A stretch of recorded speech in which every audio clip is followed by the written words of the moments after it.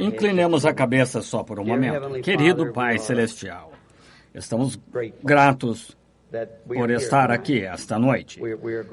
Estamos gratos por saber que Tua presença está aqui conosco.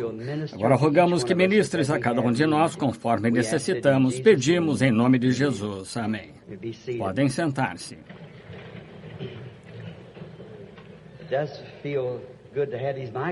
Faz-me sentir bem ter esses microfones funcionando. Senti muito que tenha atrapalhado um pouco ontem a mensagem que tanto queria que compreendessem. E eu queria que vocês não deixassem de ver isso. É a âncora que temos. Não estamos ancorados por uma igreja. Estamos ancorados em Cristo, vejam.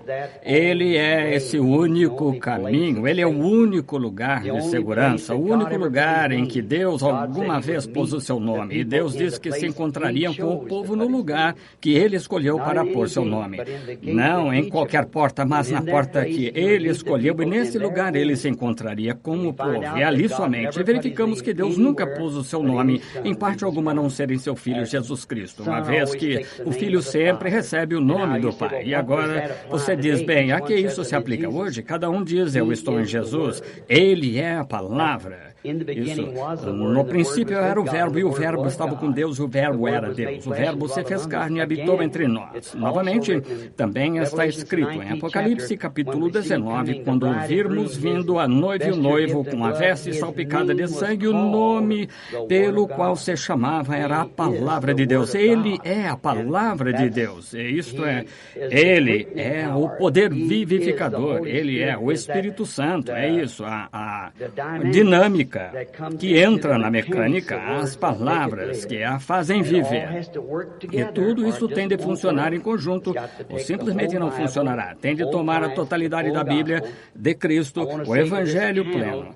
Quero dizer sobre este painel que assisti na televisão ontem à noite, sabendo que seria apresentado e assisti. Quero comentar sobre esses irmãos, os que estavam nesse painel, tal primor em responder perguntas e...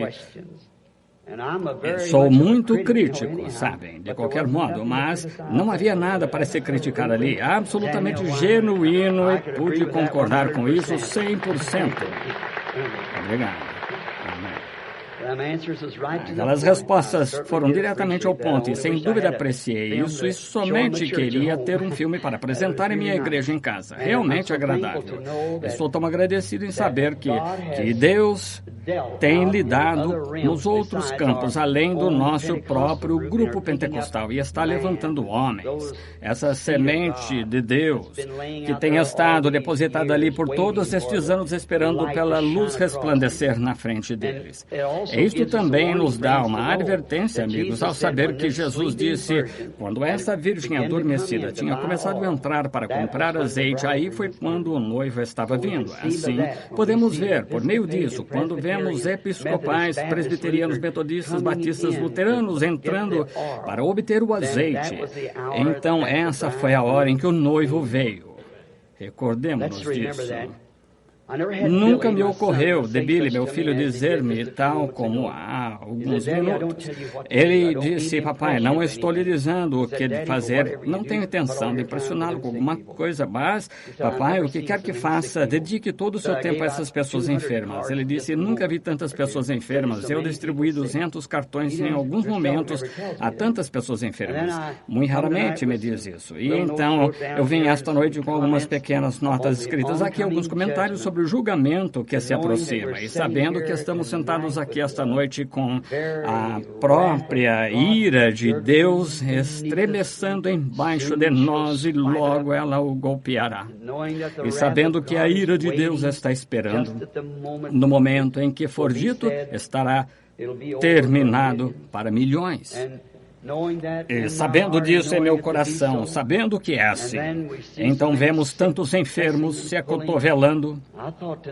E pensei, esta noite, na maioria são cristãos, e permitam-me dizer a vocês, filhos de Deus, sejam o que fizerem, desprendam-se de tudo. Sirvam a Deus dia e noite de todo o coração. Vocês podem sentir que há algo errado, podem constatar ao caminhar pelas ruas, podem, onde quer que vão, sabem se são espirituais e sei que são. Eu estava conversando com um homem, o irmão Strome, não sei se Tony está aqui ou não, ele estava... Tony Salami. Não, estou falando do Tony errado. Não é esse Tony. Esse é o Tony de Tucson. Qual é o nome dele? Strome. Eu sei que é Salami Strome ou algo assim. Eu fico totalmente... Em sua loja outro dia, um homem entrou. Foi impressionante. Ele estava dizendo algo que me fez recordar da última vez em que eu estive na Índia, onde eu acho que o Senhor nos deu a maior multidão que já tivemos em uma só ocasião, foi em Bombaim. Não conseguimos nem mesmo encontrar lugares, em parte alguma, para acomodar-nos, dezenas e dezenas de milhares de pessoas. E pouco antes de chegarmos ali, havia um jornal traduzido. Bem, a Índia é um país bilíngue, o jornal é em inglês.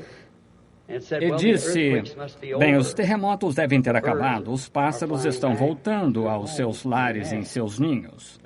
Alguns dias antes, os terremotos vieram que derrubaram as cercas e coisas tais, os pequenos pássaros encontraram abrigo para si nas rochas e constroem seus ninhos, e à tarde ou ao meio-dia, quando o sol está realmente quente, todos os animais ficam em volta daqueles muros de pedra para ficar na sombra. E por 2 dias os pássaros ficaram nas árvores, não queriam voltar para seus ninhos. E por 2 dias os animais, as ovelhas e o gado não queriam se aproximar. À tarde, se demorar junto àqueles muros, ficaram no campo e se recostaram uns aos outros para fazer sombra. Então, subitamente, um terremoto que balançou os muros e derrubou os edifícios. E veja, se aqueles pequenos pássaros tivessem estado ali, teriam perecido. Se o gado tivesse estado embaixo, as ovelhas teriam perecido. Deus advertindo a natureza.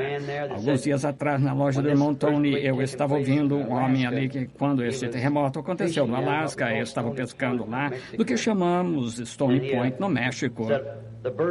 E disse, os pássaros não queriam se alimentar e os peixes não queriam se alimentar. Havia algo errado. Subitamente o terremoto começou. E outro dia, quando aquele aconteceu na Índia, onde quer que tenha sido, disse que estava pescando novamente e pensou, é estranho, esses peixes se alimentam mais ou menos a essa hora, não há nenhuma ondulação na água, a água está tão quieta. Ocasião perfeita para os peixes se alimentarem, mas não se alimentavam. E todos os pássaros, normalmente ali as gaivotas apanhando peixes, estavam todos caminhando na margem, aconchegando-se umas outras.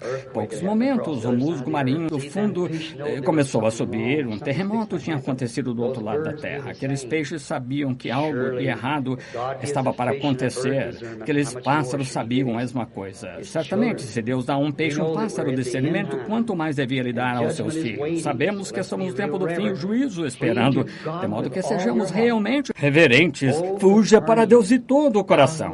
Ó Cafarnaum, tu que te ergues até o céu, serás abatida até os infernos, e hoje se encontra sob o leito das águas. Somente se lembre e ore. Agora, esta noite, quero ler um trecho aqui na Escritura, só por alguns momentos. Vamos orar pelos enfermos. Billy disse que ele distribuiu um monte de cartões de oração, distribuiu alguns ontem e nem cheguei a nenhum deles ontem. E me perguntei, quando o Espírito Santo veio, você simplesmente não pode fazê-lo operar? É como uma pequena alavanca, você engata, marcha. Vocês são os que fazem essa operação do Espírito Santo, não eu. Vocês fazem isso. Vocês próprios. Este modo, eu ontem à noite notei até mesmo no discernimento que isso não se enquadrou com as pessoas como devia. Não pareceram se entrosar. Verifiquei ultimamente o que parece, mais ou menos, enquanto eu estava falando, impondo as mãos sobre os enfermos, eles sabem. Devíamos compreender que em nós foi dado, nós que cremos em Jesus Cristo e nascemos do seu Espírito e fomos cheios com esse poder vivificador, esse poder que está em você, ao impor as mãos uns sobre os outros, como os discípulos, no decorrer da era, absolutamente curava os enfermos, ressuscitava os mortos, mostrava visões, profecias, e exatamente o mesmo Espírito que viveu entre os apóstolos primitivos está vivendo na igreja hoje, operando exatamente as mesmas coisas, e tão logo possamos reconhecer. Veja, não importa o quanto esteja operando, você tem de reconhecer e crer. Não fará nenhum bem até que você creia, mas no momento em que você crê, seus problemas estão terminados, é verdade. Agora vamos ler na Escritura. Eu estava sentado, alguns momentos, anotei mais algumas Escrituras para mudar meu texto para a noite. Quero ler algo da Palavra de Deus no livro de São Lucas, capítulo 8, começando com o versículo 40. Ouçam agora, vou ler extensamente. E aconteceu que quando voltou Jesus, a multidão o recebeu, porque todos o estavam esperando. Não seria essa uma ótima atitude para um grupo esta noite? E eis que chegou um varão de nome Jairo, que era príncipe da sinagoga. Prostrando-se aos pés de Jesus, rogava-lhe que entrasse em sua casa, porque tinha uma filha única, quase de 12 anos, que estava à morte. Indo ele, apertava-o a multidão. E uma mulher que tinha um fluxo de sangue, havia 12 anos, regastara com os médicos todos os seus haveres e por nenhum pudera ser curada. Chegando por detrás dele, tocou na orla da sua veste e logo estancou o fluxo do seu sangue. E disse Jesus: quem é que me tocou? E negando todos, disse Pedro e os que estavam com ele: Mestre, a multidão te aperta e te oprime. E dizes: quem é que me tocou? Disse Jesus: alguém me tocou, porque bem conheci que de mim saiu virtude. Então, vendo a mulher, que não podia ocultar-se, aproximou-se tremendo e prostrou-se ante ele e declarou-lhe diante de todo o povo a causa por que lhe havia tocado e como logo sarara. E ele disse: tem bom ânimo, filha, a tua fé te salvou. Vai em paz. E estando ele falando, chegou um da casa do príncipe da sinagoga, dizendo: a tua filha já está morta, não incomodes o mestre. Jesus, porém, ouvindo-o, respondeu-lhe, dizendo: não temas, crê somente, e será salva.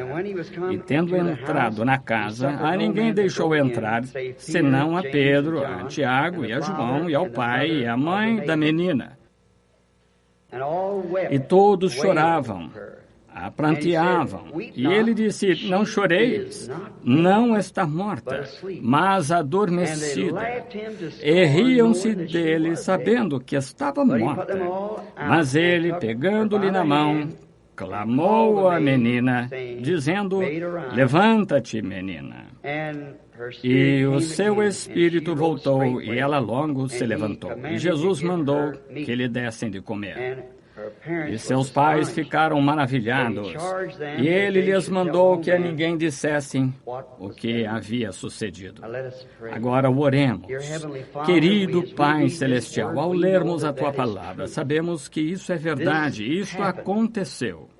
Não é alguma história mítica que lemos, quem sabe de um jornal ou de algum livro de ficção, mas isto vem do livro que sabemos ser a palavra de Deus. Nós cremos que isto aconteceu. Nós cremos que este Jesus, que fez esta coisa notável em duas ocasiões aqui, da mulher com fluxo de sangue e a criança morta, cremos que ele é o Filho de Deus, que Deus o ressuscitou dentre os mortos e o apresentou a nós esta noite na pessoa do Espírito Santo. E cremos que ele está aqui conosco esta noite, e crendo que ele é o mesmo ontem, hoje e eternamente, e suas compaixões se estendem em direção ao povo. À medida que o povo busca a ele, os mesmos resultados que foram concedidos naquele dia serão concedidos neste dia. Concede novamente, Pai, para que possamos ter uma nova unção, como o irmão Shakarian pediu tão sinceramente faz pouco. Ele pediu a audiência para crer. Estamos pedindo novamente no nome de Jesus Cristo. Amém. Quero falar só por alguns momentos, serão somente alguns, porque quero trazer essas pessoas com cartões de oração aqui e orar por elas, e omitindo qualquer outra coisa, somente orando pelos enfermos. Mas antes de orar pelos enfermos, temos de levar o povo a essa atitude. É a atitude que sempre traz os resultados. É a atitude que você toma para com Deus. Aqui está uma mulher que tocou sua veste, ela foi curada com um fluxo de sangue, e um soldado cuspiu em sua face e pôs uma coroa de espinho em sua cabeça e não sentiu virtude alguma. É a sua aproximação, a atitude é o que se requer. É isso que esta noite, estimado amigo, requer-se a atitude. Estamos e cremos que estamos à presença de Jesus Cristo, mas é a sua atitude que traz os resultados. A mecânica está aqui, do mesmo modo está a dinâmica. Se puder somente dar a partida, Deus fará o resto. Agora, esse tema sobre o qual desejo falar por alguns momentos é provando sua palavra. Agora, essa é uma grande coisa, pensar nisso, provando sua palavra. Agora, Deus está simplesmente tão apto a provar sua palavra esta noite quanto Ele sempre aprovou. E a Bíblia também diz: examinai tudo, retende o bem. Agora, vocês já ouviram, sem dúvida, ouviram o velho provérbio: prove que eu acredito, mas isso não é comprovado. Muitas vezes vi muitas coisas serem provadas, que eram absolutamente até cientificamente provadas, e ainda assim as pessoas não criam de modo algum. Eu estava conversando com um homem aqui, não faz muito, estávamos conversando sobre cura divina. Ele disse: não creria nisso, não importa o que acontecesse, quanto prova você possa provar, eu nem assim creio. Certamente, não importa o que você alguma vez fizesse por esse homem, está perdido. Ele não pode crer, não há nada nele para crer. Recentemente, eu tive uma pequena experiência, há cerca de uma semana, como todos vocês sabem que eu caço, e quando retornei da minha reunião, estive caçando onças, e depois que me mudei para o Arizona, é bom, gosto de caçar animais de grande porte, gosto de sair para o meio da natureza e observá-la. Agora, não sou um assassino, somente caço. Sim, não gosto de destruir a caça, não acho que seja certo, acho que é simplesmente tão pecado matar caça quanto você não aproveitá-lo com um propósito. Quanto seria matar qualquer outra coisa? Eu creio que é errado. Não devíamos fazer isso. Deus a deu para nós para alimento e com propósitos. Não devíamos destruí-la. Mas agora, o que a lei diz, que você pode pegar muito bem, somente não a desperdice. Aqui a estação terminou para tudo mais. Onças matam muito gado e conheço muitos fazendeiros na região, e toda vez que tem um animal abatido, eles me chamam. Quando uma onça vai atrás das ovelhas, certo amigo meu, outra noite, perdeu cerca de $3.500 em uma noite por causa de uma onça matando somente cordeiros. Ela se meteu ali, o resto das onças vai ter de pagar por seu pecado. E assim matei a onça. Era uma enorme onça de 9 pés de comprimento, pesava 200 e pouco, de modo que era uma onça de bom tamanho. Então fui da região do Arizona para Utah para caçar. E fui informado que havia pessoas ali, que um homem com que eu ia caçar era caçador para o governo que usa armadilhas. E, pelo amor de Deus, não mencione nada sobre religião perto dele. Ele é um indivíduo realmente rude. Eu disse ao homem com quem eu estava indo, eu não mencionarei. Ele disse: não diga pregador, se fizer você não vai conseguir caçar. Ele não o levará. E se eu cacei com ele por 3 dias, dormi com ele todas as noites, comi todos os dias. Ele nem disse bom dia, como está, quer algo para comer, lave os pratos, nada. Agora, simplesmente não diga nada sobre isso. Eu disse: não darei uma palavra desse modo, não lhe disse que não ia orar, mas somente prossegui dizendo eu ia orar. Assim, quando chegamos lá, o homem tinha um caráter muito desagradável. E não achei que cresce em alguma coisa. Ele tinha acabado de perder o bebê algumas noites antes. O bebê nasceu morto. Nós fomos caçar. E no dia seguinte, o homem com quem estava caçando tinha lhe dito que eu conseguia caçar por toda parte do país. Quando o outro caçador que estava comigo tinha saído, estávamos bem no topo dos cumes, onde tínhamos acabado de perseguir a onça, até que o levamos a entrar entre as rochas e tinha escapado. E deste modo estávamos sentados esperando que o cão voltasse. E esse homem me disse, ele disse: o outro caçador, seu amigo, me disse que o senhor consegue caçar por toda parte. O senhor tem muito dinheiro. Eu disse: suponho que não seja da minha conta. E eu disse: não é que eu tenha muito dinheiro. Recebo auxílio para realizar um trabalho. E ele disse: entendo. Bem, suponho que não seja da minha conta novamente, mas o senhor trabalha para uma firma que custeia seus gastos. E ele estava puxando isso de mim. Prometi que não contaria. Veja, deste modo, eu disse: sim. Eu disse: não, senhor, sou pregador, um missionário. Ele disse: O quê? Eu disse, missionário. E ele só ficou olhando para mim por alguns minutos. Eu disse, o senhor tem alguma esperança de vida futura? Qual é a sua esperança? Ele disse, eu sou um Jack Mormon. Eu disse, um o quê? Ele disse, um Jack Mormon. Que tipo é esse? O que fala palavrão e bebe café e fuma cigarros. Eu disse, bem, uma confissão honesta é boa para a alma. Então ele disse, quero lhe perguntar uma coisa. Diz-me que a igreja Mormon é a única verdadeira que há. O senhor crê nisso? Eu disse, no que se refere à igreja, eu suponho que seja tão boa quanto qualquer uma. Somente conheço uma verdade, Jesus Cristo. Eu sei que Ele é verdade. Bem, eu tive um bebê que nasceu morto. Outra noite disseram-me que este bebê, porque nasceu morto, Deus nunca soprou o fôlego da vida nele, de modo que eu nunca o verei novamente. Ele disse, o que o senhor pensa disso? Bem, eu disse, o senhor não o verá como Jack Mormon? Com certeza que não, nisso não há dúvida. Você não o verá enquanto permanecer um Jack Mormon. E ele disse, bem, ele tinha me provocado, de modo que eu provoquei de volta um pouquinho. Eu tive oportunidade de o provocar de volta. Assim, ele disse, eu disse, o que aconteceu? Ele disse, eu não sei bem o que o senhor acha. Eu disse, conheço pessoalmente muitos ótimos, eu não sabia que ele era Mormon. Eu sei, sendo em Utah, provavelmente, mas porque a maioria das pessoas nas imediações de Salt Lake City são, isso não era Salt Lake City, todavia. Assim, eu pensei, bem, tem uns ótimos amigos mormons que estiveram nas filas de oração, ótimas pessoas. Eu disse, conheci alguns homens excelentes que são mormons. Ele disse, bem, eu disse, não conheço o ensino dele sobre isso. Eu disse, não gostaria de dizer algo contrário a isso, porque isso é o que o Senhor é, e respeito isso sumamente. E eu disse, bem, o senhor crê nisso? Ele disse, sim, senhor, creio, mas não vivo à altura. Eu disse, bem, eu creio que a Bíblia ensina que Deus conhecia aquele bebê milhões de anos atrás, antes da fundação do mundo.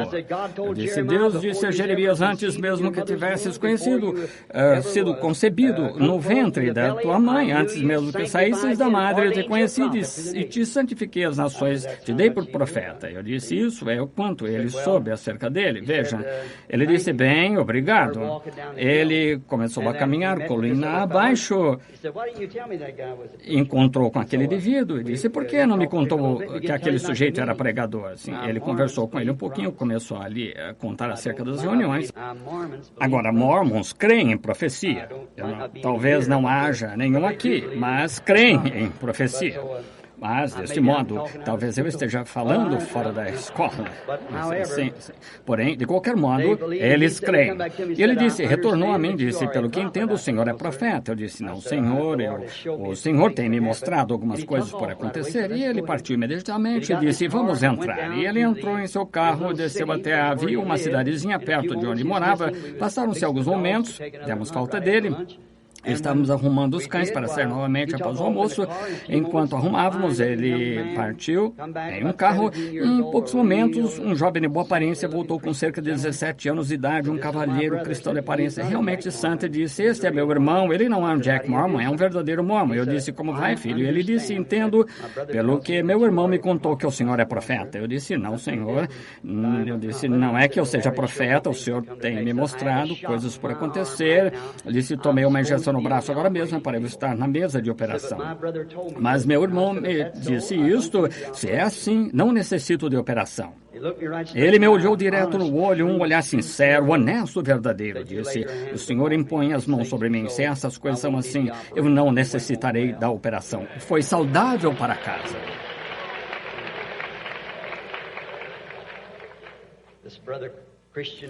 Este irmão, meu amigo cristão, estava caçando comigo de Phoenix. Alguns desses rapazes estão sentados aqui agora, um deles sei que está presente.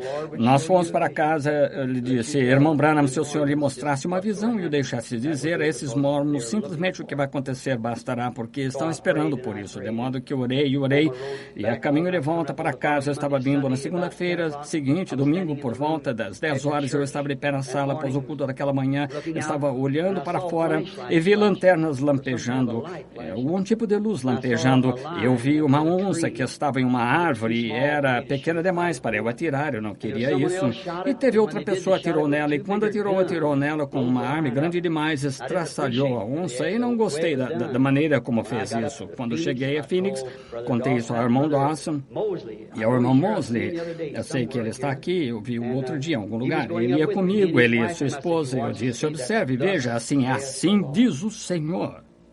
Vai acontecer dessa maneira.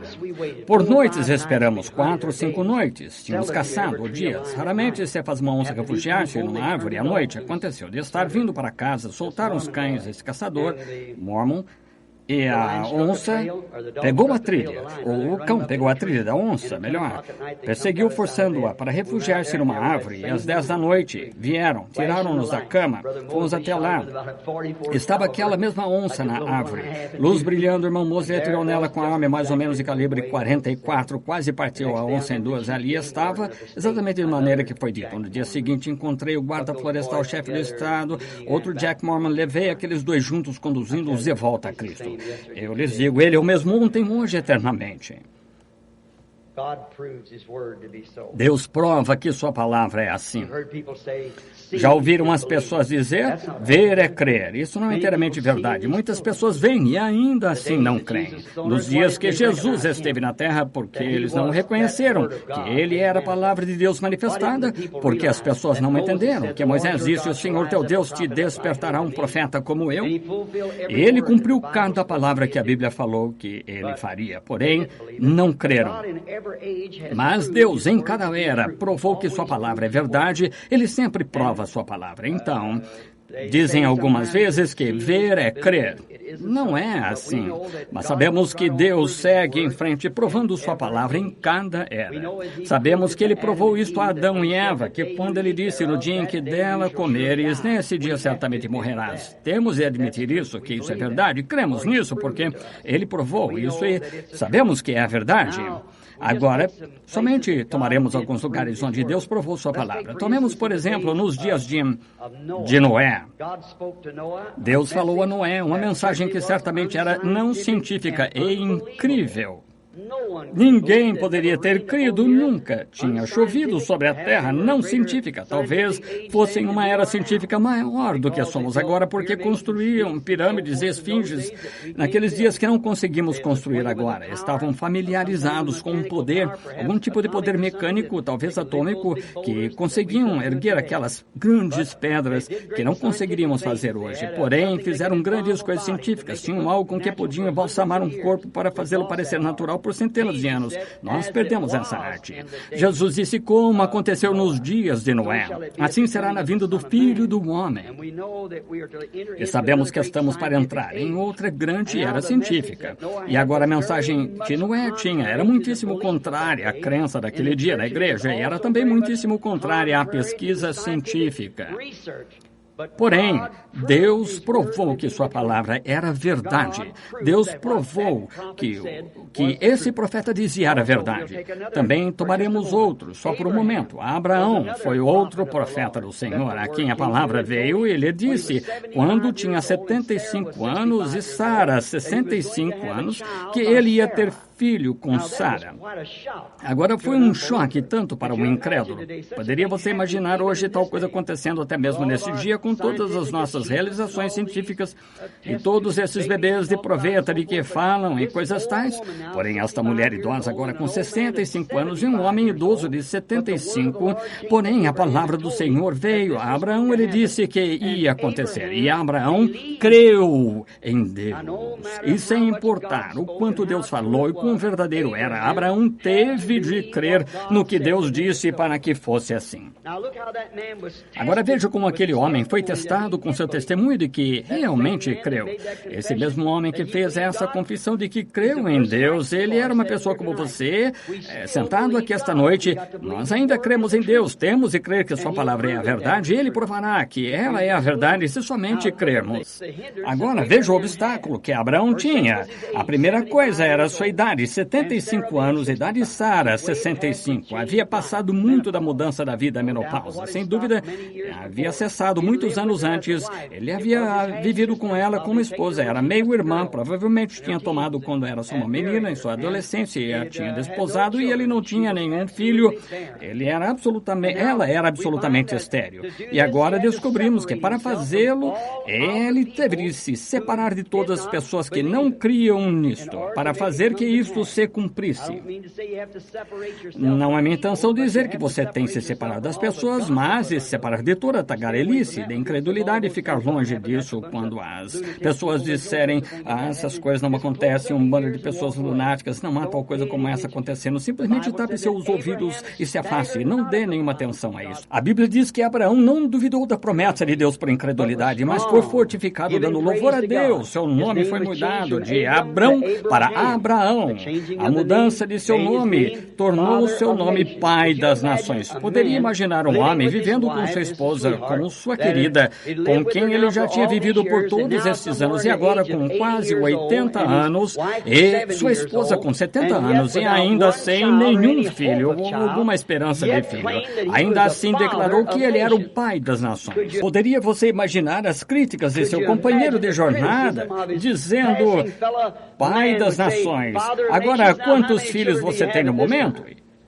Todas as críticas pelas quais teve de passar. Porém, Abraão não duvidou absolutamente por incredulidade. Ele creu que Deus tinha condições de realizar o que tinha prometido, que Deus provaria sua palavra sem importar quanto tempo levasse.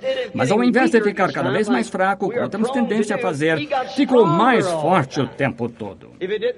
Se não aconteceu hoje, amanhã será um milagre maior, porque está um dia mais velho. Esse era Deus em Abraão, porque ele sabia que Deus provava que todas as suas palavras eram assim.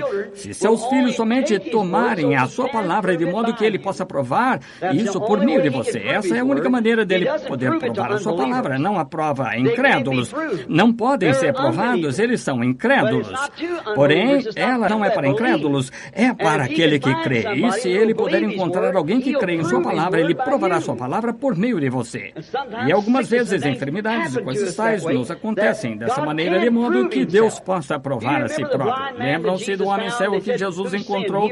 Disseram, quem pecou? Ele, o seu pai, sua mãe? Ele disse, nesse caso, ninguém, mas para que as obras de Deus pudessem ser dadas a conhecer. Veja, aconteceu ao rapaz de modo que Jesus pudesse ser glorificado. Algumas vezes a enfermidade não é uma maldição, uma bênção, de modo que possamos estender nossa fé até ali, chamar aquelas coisas que não são como se fossem. Deus disse assim, e ele provará que é assim, se você tão somente não se enfraquecer durante o teste. Ele pôde provar Jó certa vez que ele não o amaldiçoaria na sua face. Veja a prova, porque Jó passou, porém nas próprias mandíbulas da morte, ele ainda disse, o Senhor o deu, o Senhor o tomou, bendito seja o nome do Senhor. Sem dúvida ele creu. Deus provou sua palavra a Jó, provou a Abraão. Ele provou que é assim. Também provou por meio de Moisés. E quando a dificuldade era tanta contra ele, Moisés tinha em mente que talvez, para ser um libertador, que sua mãe lhe havia dito que ele nasceu um menino formoso. Ela foi sua tutora que o criou no palácio de Faraó. Sem dúvida lhe havia dito, filho, temos orado para que fôssemos libertos e cremos que você é o menino que Deus usará para libertar. Veja, ele cresceu e era para ser o filho da filha de Faraó. Verificamos que ele estava para ser herdeiro do trono. Sem dúvida que estava na mente deles então que ele se tornaria o próximo Faraó. E